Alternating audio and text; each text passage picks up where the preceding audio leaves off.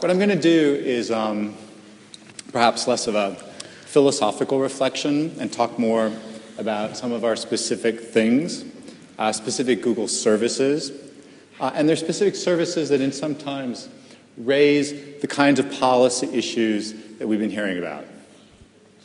So, yeah, look at that as our motto, to help organize the world's information. That's a rather ambitious task.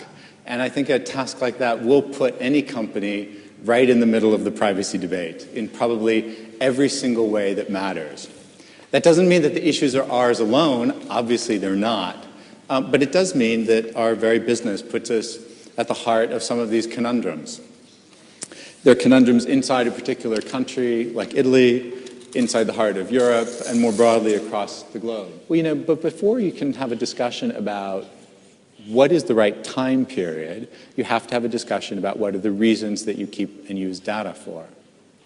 So it's not just about providing the search service, it's also all the other things that, in a sense, are part of running a secure internet service. And they are, if you think about it, partly security related. Like you have to have data that shows you anomalous patterns that can be used to detect, for example, malicious attempts to access, botnet traffic and the like. It can be related to anti-fraud efforts. Remember, we make our money when people click on ads on our site, and we need to have records, and our records are logs of the fact that people clicked on our sites, because that's when we charge our advertisers. We say, you owe us money. And if they come back and say, gee, I'm not so sure, or I dispute the amount, we have to have some records of that. The logs are the records. The logs are also useful to spot click fraud. So unfortunately, there are many types of fraud on the internet, as we all know.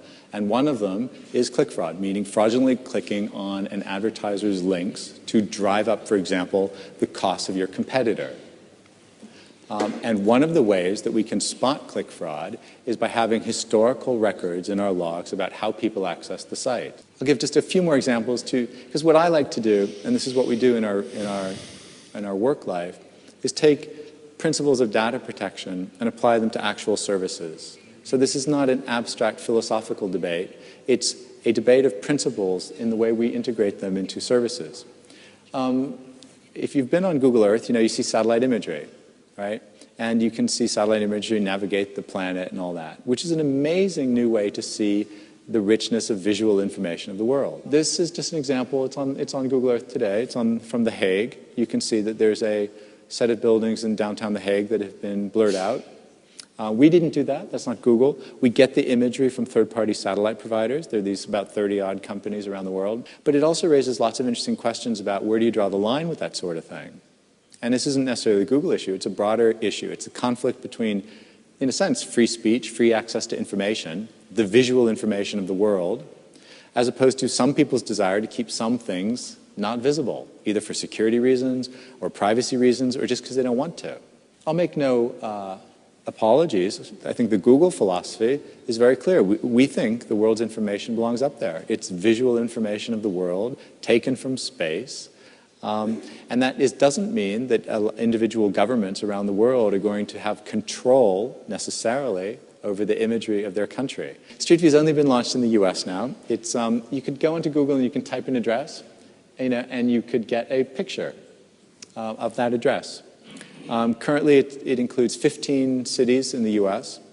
And when we get those pictures by literally driving vans up and down every street, and they just take pictures of buildings and tie them to an address, which is kind of cool because you've never been able to do that really before, to have visual records of addresses through simple searches.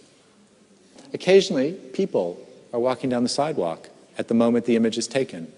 Yes. And in privacy terms, the question becomes twofold. A, are they identifiable? And B, if they are, what do you do about it?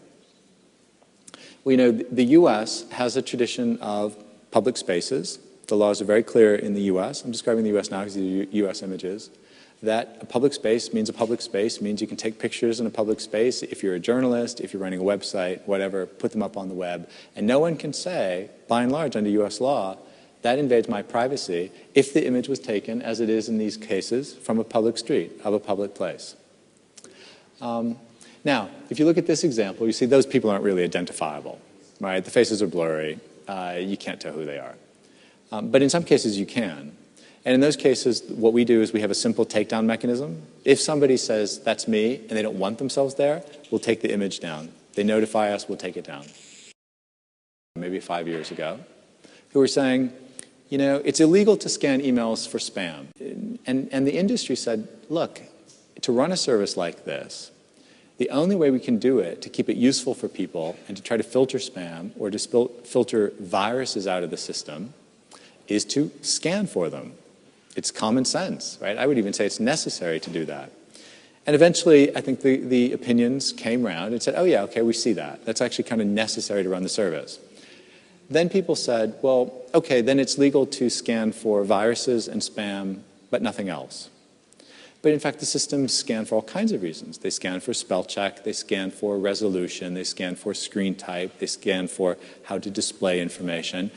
So it says having an exclusive list almost never makes sense unless you really understand what's going on. And what we're doing, which is a little bit novel, but it's not that novel since it's 2004, is this approach. It's an economic model. Is it better or worse for privacy than the competing model? Well, the competing model used by Hotmail or Yahoo Mail is the demographic profile approach, right? Where when you open the account, you create a demographic profile. And you have to answer a bunch of questions about yourself. My opinion of privacy on the web, this one doesn't make my list. And let me go to something very topical now, and then we'll open it up to broad debates, and I'll pick up on any of the topics that Mr. Bucciarelli raised as provocative questions if you like, but I just want to show you this. So the only law, in my opinion, that makes sense for data protection in this age is to impose the data protection obligations on the controller, so the individual or the government or whoever it is who's collecting and processing the data. And those obligations remain, regardless of where the data as such flows, regardless of whether it's circulating through some kind of internet architecture or residing at a data center that might be in a different location. Those details shouldn't matter. Those are just technical details. What should matter is a binding legal obligation on controllers to respect data protection. So that's why we're arguing for updating some of the concepts. No one is saying scrap data protection. It's just there's some things that should be updated, that's all. Isn't that normal? That's the improvement. Mr. Yori's concept about improving laws as you go along, fixing mistakes, making them work better, making them fit technical realities better. My comments about APEC, I think, have been somewhat misunderstood. All I'm saying is APEC, as such, is the broadest of the international attempts to create a framework for data protection in the post-internet era. And so the APEC framework is not focused and it's not based on data export issues. It's based on the kinds of issues of controller and accountability that I mentioned. So anyway, I've carried on far too long. You know, really privacy is about transparency, privacy is about user control, and the whole struggle is how do you implement these principles of transparency and user control into individual services on the internet. Should we do that? Right, thank you.